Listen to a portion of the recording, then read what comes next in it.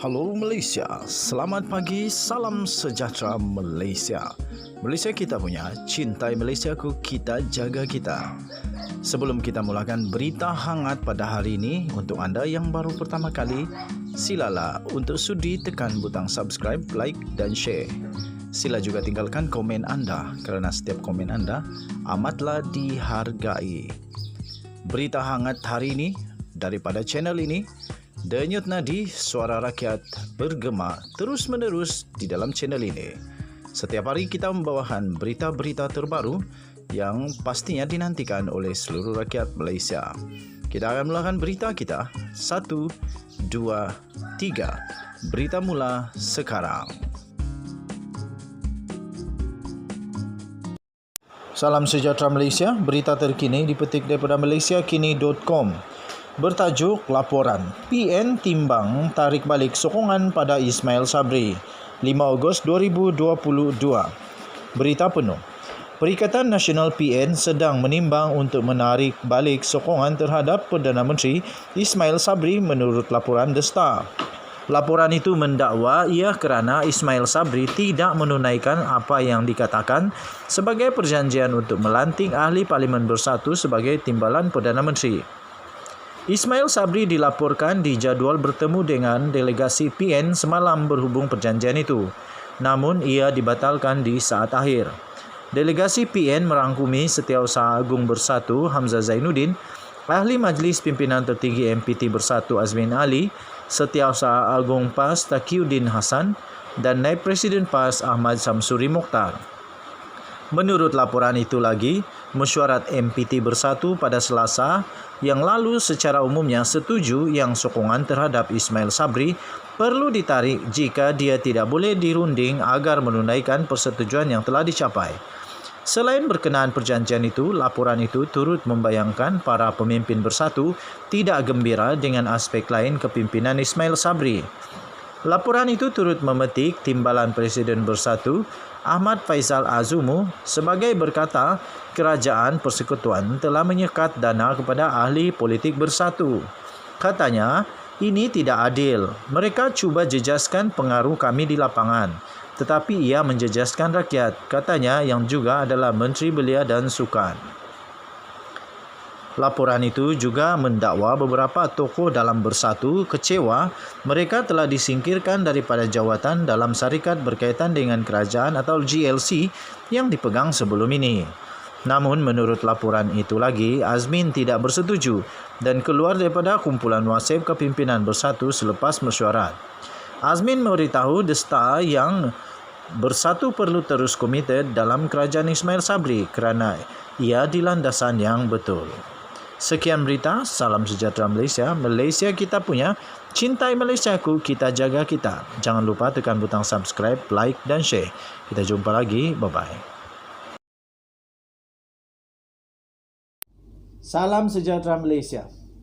Habislah denyut nadi suara rakyat bergema di channel ini. Kali ini betul-betul habis. Macam mana Najib Zahid perlu jawab benda ni? Satu dokumen terbaru yang memang akan bikin pening kepala. Najib Zahid H2O wajib jawab. Ini memang bikin pening kepala. Belum pun selesai kes Najib Razak, belum pun selesai kes Zahid Hamidi, malah Najib Razak akan bakal dipenjara pada pertengahan bulan ini kalau dia salah di Mahkamah Persekutuan. Muncul lagi satu lagi penyelewengan wang berjumlah 890 juta ringgit Malaysia. Aduh, pening kepala. Tuan-tuan dan puan-puan, dokumen yang baru diterima telah diterbitkan di syahbudin.com.net. Kamu boleh cari syahbudin.com.net. Baru sebentar tadi, 4 Ogos diterbitkan, maksudnya baru tadi. Penyelewengan projek kapal perang LCS hanguskan sebanyak 890 juta ringgit Malaysia. Najib, Zahid dan H2O wajib jawab. Itulah tajuknya. Tuan-tuan dan puan-puan, saya mengalu-alukan tulisan ini sebenarnya. Sebelum itu saya ingin kongsi dulu siapa yang tulis benda ni, supaya kamu tahu siapa tulisannya. Oh, panjang betul. Ditulis oleh Rafi Siramli. Habislah. Rafizi kalau memang dia keluarkan barang habis. Sebab dia akan keluarkan dengan bukti, dengan segala-gala bukti yang kukuh. Tak cakap sembarang cakap.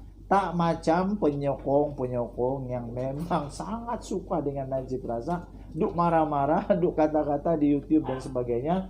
Tetapi kalau Rafizi yang kata memang sekali dengan buktinya dia beri dengan detail. Oke, so kata Rafizi dalam tulisan dia, saya mengalu-alukan tumpuan masyarakat kepada nasib prajurit negara yang secara langsung terkait dengan dana awam.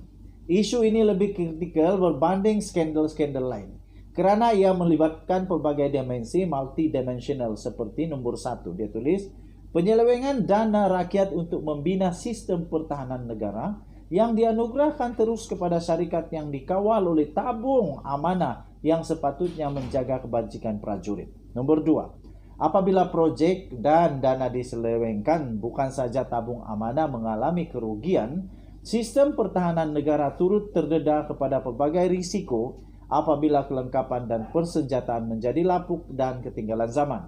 Nombor 3, mangsa seterusnya ialah prajurit yang terus dipinggirkan dan tidak terbela. Sedangkan jika berbilion ringgit yang diselewengkan melalui perolehan projek-projek pertahanan ini tidak berlaku, wang itu boleh digunakan untuk memberi allowance dan pension yang lebih baik kepada prajurit.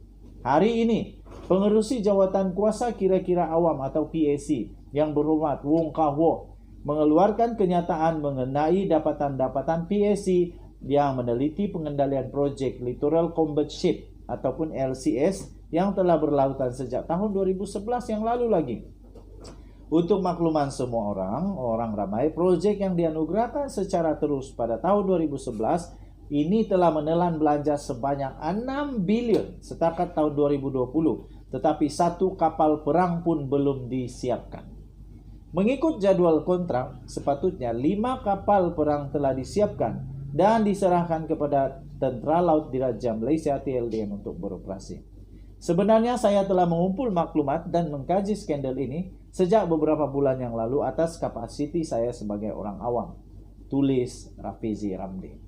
Berikut adalah maklumat penting yang perlu diketahui oleh orang awam.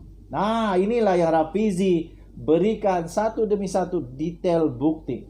Pada 16 Disember 2011, Kementerian Pertahanan telah mengeluarkan surat lantikan Letter of Award atau dikenali sebagai LOA kepada Bastard Naval Shipyard Sdn Bhd BNS untuk membina dan membekalkan 6 second generation petrol vessel ataupun SGPV Littoral Combat Ship LCS dengan jumlah kontrak sebanyak 9 bilion. Menteri Pertahanan pada ketika itu yang bertanggungjawab menguruskan projek ini ialah Datuk Seri Ahmad Zahid Hamidi, Presiden UMNO sekarang. Habis. Kerajaan Persekutuan menandatangani kontrak akhir dengan BNS bagi kontrak berjumlah 9 bilion pada 17 Julai 2014. Menteri Pertahanan pada ketika itu yang merundingkan perjanjian akhir ialah Datuk Seri Hisamuddin Tun Hussein, Menteri Kanan Kerajaan Gabungan PAS UMNO Bersatu sekarang. Perdana Menteri pada ketika LOA dan kontrak projek ini diselesaikan tidak lain dan tidak bukan adalah Datuk Seri Najib Tun Razak. Kata Rafizi, saya telah mengumpulkan maklumat berkenaan penyelewengan demi penyelewengan yang berlaku sepanjang sedekat projek ini berjalan. Saya akan kembali mendedahkan satu persatu dalam siri ekspos sepanjang bulan Ogos ini seperti yang saya pernah lakukan dalam skandal NFC, 1MDB, tabung haji dan Felda dulu. Habis. Memang pening kepala Najib Razak, Zahid Hamidi kali ini. Pening, memang pening. Saya bermula pada hari ini dengan soalan yang mudah. Rafizi tanya soalan pertama. Siasatan yang dilakukan secara sedalaman setakat ini menunjukkan bahwa sekurang-kurangnya 890 juta ringgit Malaysia telah diselewengkan daripada projek ini. Baik dari segi penipuan, wang yang dipindahkan kepada pihak yang bertujuan untuk menipu kontrak, duplikasi kontrak dengan tujuan, tuntutan berganda dan pelbagai penyelewengan ini. Katanya lagi, saya percaya siasatan dalaman ini telah sampai kepada Hisamuddin Hussein sebagai menteri yang menandatangani kontrak dalam tahun 2014. Beliau juga menteri yang telah menandatangani perjanjian tambahan supplementary contract pada 31 Mei 2022 untuk menghidupkan kembali proyek ini.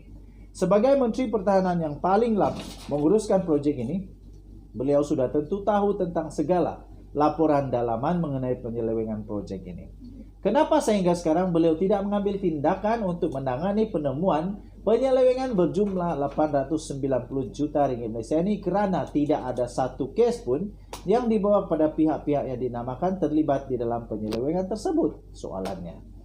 Skandal ini bakal memerangkap UMNO menjelang PRU15 kerana ini akan membuktikan bagaimana UMNO menuduh Pakatan Harapan menjual aset negara, sedangkan di bawah pentadbiran UMNO, nombor 1, Rafizi Ramli menulis, persenjataan dan pertahanan negara terbengkalai sehingga ketinggalan berbanding jiran kita seperti Indonesia. Nomor 2, nasib prajurit yang kebanyakannya Melayu diabaikan apabila dana yang sepatutnya dimanfaatkan oleh mereka hangus akibat penyelewengan.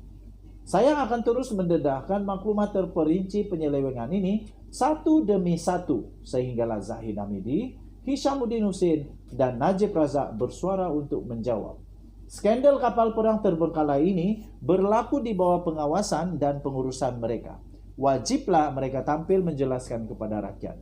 Ditulis oleh Rafizi Ramli, Timbalan Presiden Keadilan, bertarikh 4 Ogos 2022. Tulisan ini bukan saya yang kata, tetapi tulisan ini ditulis 100% oleh Rafizi Ramli, orang yang telah bertanggung jawab mengeluarkan skandal 1MDB, sehingga Najib Razak di dalam kes SRC International Sdn Bhd dipenjarakan 12 tahun dan dikenakan denda 210 juta ringgit. Adakah dengan penyelewengan baru ini yang didakwa penyelewengan oleh Rafizi ini akan membuatkan ketiga-tiga mereka pula dalam bahaya yang amat besar?